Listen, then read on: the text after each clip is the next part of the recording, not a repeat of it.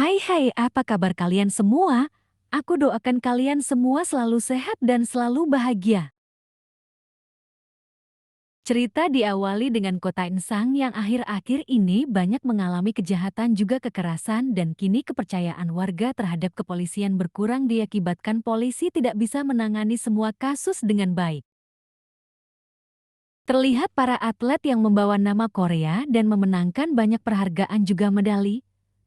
Tetapi kini kenyataan berkata lain, atlet tinju peraih medali emas kini menjadi polisi, dan atlet pegulat kini juga menjadi polisi. Terlihat di perjalanan dia mengalami ban mobilnya meletus.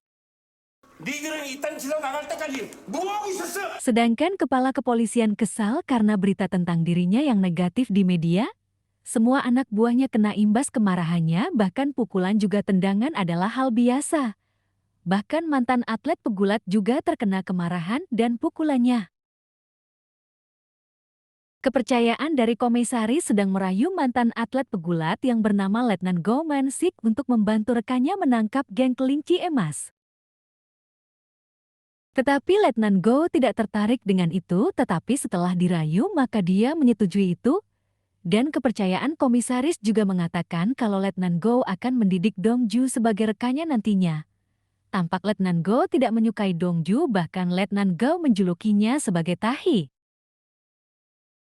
Ternyata sebelumnya Dongju cekcok dengan rekan polisinya dan menghajar mereka sampai babak belur karena rekan-rekannya menerima suap, dan itu membuat dia diturunkan pangkatnya dan dipindahkan ke kota Insang.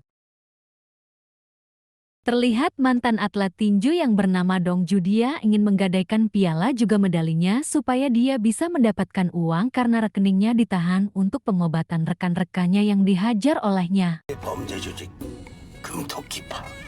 Mantan atlet tembak yang bernama Hana kini juga menjadi polisi, tetapi karena mereka semua mantan atlet maka ada jalur khusus untuk menjadi polisi dan itu membuat mereka disepelekan dan diremehkan. Dan komisaris menerima kabar kalau anak buahnya akan melakukan perburuan geng kelinci emas. Lalu rekan dari Letnan Go merapatkan tentang penangkapan geng kelinci dan mereka semua turut bekerja sama. Sedangkan Hana mendapat bulian dari rekan-rekannya. Rekan-rekan dari Hana sangat tidak menyukai Hana, karena Hana sangat ingin ditugaskan di lapangan daripada di kantor. Scene berpindah ke Dongju dan Letnan Go. Ternyata mereka sangat akrab.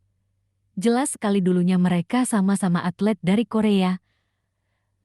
Dongju sangat bersemangat untuk menangkap geng kelinci emas, tetapi berbeda dengan Letnan Go seperti orang yang sangat tidak berminat dan tiba-tiba Letnan Go ingin ke toilet lantas Letnan Go meninggalkan Dongju sendirian. Kini ada seorang pria yang keluar dari supermarket dan dialah target dari para polisi.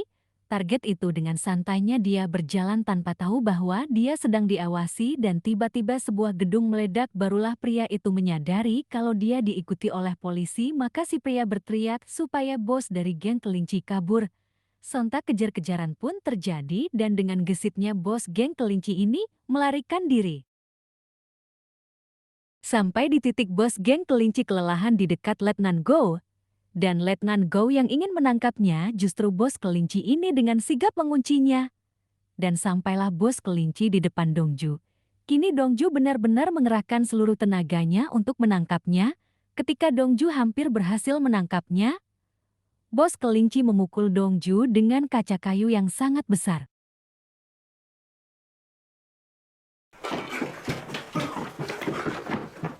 Terlihat petugas penyeberang jalan menyeberangkan anak-anak kecil dan dari kejauhan mobil dengan kecepatan tinggi ingin menabrak seorang anak kecil, sontak petugas itu menyelamatkannya.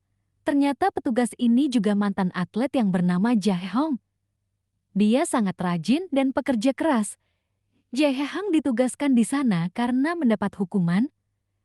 Dan tak sengaja Jae-hong melihat Dongju di sana. Ternyata Dongju juga Letnan Go akan menghadap komisaris untuk dimarahi karena gagal menangkap bos kelinci. Walau Dongju dimarahi oleh rekannya, dia tetap diam karena tahu dia salah. Setelah dimarahi oleh komisaris, Dongju bertemu dengan Jae-hong, mereka terlihat sangat akrab. Dongju yang hendak pulang melihat Hana. Dongju berpikir Hana sembunyi untuk membuatnya terkejut. Tetapi Hana hanya memandangi fotonya yang menjadi maskot kepolisian Insang. Lalu Hana dengan kesal pulang. Dongju menyapanya dan Hana sempat terkejut juga senang, tetapi dia berusaha menutupinya lalu menghindar. Lalu Hana mengatakan, "Apa kau masih menyukaiku?" dan Dongju mengangguk. 너 아직도 나 좋아해? 응. Tiba-tiba ada sebuah mobil berhenti dan ternyata itu adalah mantan pacar Hana yang ingin berbicara berdua, tetapi Hana menolaknya.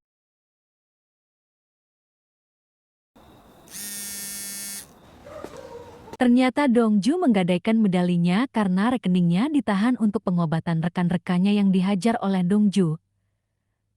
Dongju sangat akrab dengan ibu temannya ini, bahkan dia juga membuatkan papan nama tempat makan ibu ini. Lalu ibu itu juga menyiapkan makanan dan Dongju juga memakannya sangat lahap. Setelah selesai makan, Dongju memasuki kamar temannya dan melihat semua foto juga barang milik temannya. Ternyata teman itu sedang ditawari pekerjaan oleh mantan pelatih Dongju dulu, dan temannya sudah 2 pekan dia belum pernah pulang.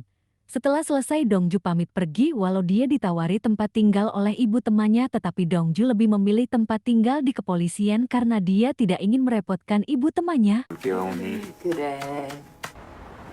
Sebelum tidur dia menyempatkan mengirim pesan kepada temannya. Dongju teringat stiker yang Hana berikan padanya saat dia melihat artikel yang membuatnya lemah. Dongju juga Letnan Go sedang menunggu kepala provos baru. Mereka berdua seperti kucing dan tikus yang selalu bertengkar. Dan tiba-tiba mantan dari pacar Hana datang. Ternyata dialah kepala provos yang baru. Semua polisi sedang makan siang. Dongju juga Letnan Go. Mereka juga membahas kenaikan pangkat jalur khusus dari mantan pacar Hana. Terlihat Hana datang dan tampak senyum lebar dari Dongju menyapanya. Tetapi tak berselang lama muncullah mantan pacar Hana. Dan itu membuat Dongju cemburu, tapi apa boleh buat, itulah kenyataannya. Tak berselang lama kepala provos mengalami pembulian oleh atasannya. Dia juga menyinggung tentang kenaikan pangkatnya itu karena dia naik pangkat dan menyingkirkan rekan-rekannya.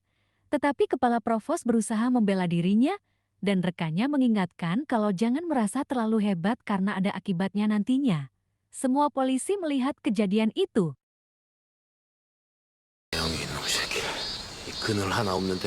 Dongju juga Letnan Go melakukan penyamaran, tetapi tiba-tiba Letnan Go dijemput oleh kepercayaan komisaris. Ternyata Letnan Go diajak minum-minum lalu mereka melakukan gulat. Seakan-akan Letnan Go membayangkan dirinya dulu di pertandingan gulatnya karena dia mantan atlet gulat. Sedangkan Dongju sampai ketiduran menunggu Letnan Go dan dia terbangun di jam 2 pagi. Dongju keluar dari mobil dan mencuci mukanya, tiba-tiba mobil menabraknya, sontak dia jatuh di lumpur. 아저씨, 나 경찰이거든요. Dan Dongju berusaha mengejar mobil itu, tetapi orang dari mobil itu tidak turun, bahkan membuat tangan Dongju terapit di jendela mobil. Setelah menyeret Dongju sampai jauh, akhirnya mobil itu menjatuhkannya. Dongju sangat kesakitan dengan itu. Dongju kembali ke mobilnya, ternyata mobilnya sudah dirampok oleh orang dan Dongju yang berusaha menghalanginya tetapi tidak bisa dikarenakan luka kejadian tadi. Tiba-tiba Dongju melihat jejak dari mobil yang menabraknya tadi dan mengikuti jejak mobil itu. Ternyata jejak mobil itu berhenti di tempat gelap dan Dongju melihat ada orang tergeletak. Dongju langsung membawanya ke rumah sakit. Terlihat Letnan Go mendatangi rumah sakit dan mengetahui kalau Dongju menyelamatkan seseorang pekerja bea cukai yang tabrak lari. Dan ketika selesai mereka pulang dan Letnan Go berniat mengantarkan Dongju, sontak Dongju sangat panik karena mobil itu telah hilang. Keesokan harinya, Letnan Go mencari Dongju dan Dongju berusaha menghindarinya. Dongju di toilet, dia memfoto lukanya, ternyata lukanya membekas dari bentuk mobil itu. Tiba-tiba ibu dari temannya menelpon dan mengatakan kalau putranya masih belum pulang. Dongju mendatangi acara di sebuah hotel untuk berbicara dengan mantan pelatihnya yang kini sudah menjadi direktur utama. Acaranya sangat mewah dan meriah. Tiba-tiba Dongju datang dan menanyakan temannya. Bukan jawaban yang dia dapatkan tetapi hinaan juga cacian. 너 안 쪽팔려? 왜 쪽팔려? Dia adalah mantan pelatih Dongju dulu. Dulu Dongju memutuskan setelah mendapat medali emas dia tidak akan melanjutkan karirnya lagi karena dia akan pulang ke rumah dan mengurus temannya juga ibu temannya, tetapi pelatih ini mencoba merayu Dongju untuk masuk MMA. Tetapi setelah kemenangannya justru dia melihat berita dirinya memakai obat-obatan terlarang, maka medali itu dibatalkan karena dia memakai doping, padahal Dongju sudah menjelaskan kalau obat itu adalah pereda nyeri. Karir Dongju seketika hancur dan Dongju sangat kesal dengan pelatih ini. Dongju datang hanya untuk menanyakan keberadaan temannya. 왜 이러지 팬들이 안다고요. 팬들이 오른쪽에 Dongju mencoba mencari data si pelaku, ternyata mobil pelaku adalah Korean dan plat nomornya palsu. Bahkan CCTV di dekatnya buram. Dan Dongju teringat mobil itu pernah dia melihatnya tetapi di mana? Maka dia mencoba mengingatnya. Sampai akhirnya dia teringat kalau mobil itu masuk ke data geng kelinci. Letnan Go menemukan mobilnya yang hilang tetapi sayang mobilnya sudah dipreteli oleh malingnya. Dan Letnan Go mendapat kabar dari Dongju, dia segera mendatangi Dongju. Sedangkan Dongju mengendap-endap mencari dokumen dari geng kelinci. Letnan Go yang melihat Dongju dari kejauhan maka dia langsung menghampiri Dongju dan memarahinya karena menyelinap masuk ke ruangan orang. Lalu yang mempunyai ruangan itu datang dan mereka berusaha bekerja sama untuk melarikan diri tanpa ketahuan, tetapi tampaknya rekan polisi yang mempunyai ruangan itu mengetahuinya. Dongju berusaha menjelaskan semuanya kepada Letnan Go tetapi Letnan Go tampak tidak berminat. Dongju ingin mereka berdua menangkap pelaku tabrak lari itu dan Dongju mempunyai bukti karena bekas dari bentuk mobil itu mengecap di badannya karena mobil itu menabraknya. Letnan Go sepertinya tidak yakin menangkap bos kelinci dan dia mencoba menjelaskan kepada Dongju karena mereka tidak bisa menemukan bos kelinci dan bos kelinci pasti sudah kabur sangat jauh. Ternyata bos kelinci yang hendak melarikan diri dia ditelepon oleh seseorang untuk mengurus Dongju. Akhirnya dia memutuskan untuk tidak jadi pergi. Dongju yang di rumah sakit melihat putra dari korban tabrak lari, dia merasa sangat kasihan. Tiba-tiba Dongju mendapat kabar tentang bos kelinci dan tanpa pikir panjang Dongju mendatanginya sendiri. Terlihat Hana yang akan memberikan barang milik korban. Tetapi Hana melihat keluarga korban sangat terpukul dengan kematian korban.